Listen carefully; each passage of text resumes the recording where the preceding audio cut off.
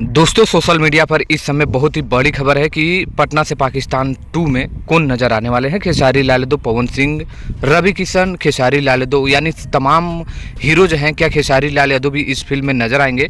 तो आइए इस पर बात करते हैं। नमस्कार, मैं रविंद्र और आप लोग देख रहे हैं रविंद्र टाइम्स। एक फिल्म काफ़ी सोशल मीडिया पर वायरल और काफ़ी इसको लेकर चर्चा बनी हुई है।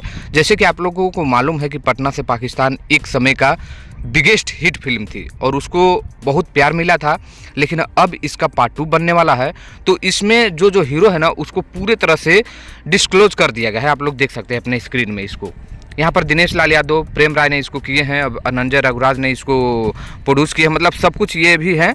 दिनेश लाल यादव, सजल साहू, पवन सिंह, रवि किशन, तमाम लोग हैं, लेकिन इसमें खेसारी लाल यादव मेंशन नहीं है। यानी यह कहा जा सकता है कि पटना से पाकिस्तान 2 में खेसारी लाल यादव नहीं है।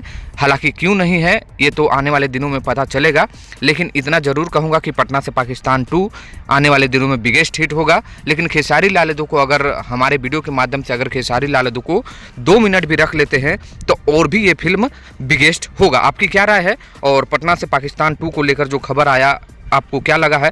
आप लोग कमेंट करके बताइएगा। धन्यवाद दोस्तों।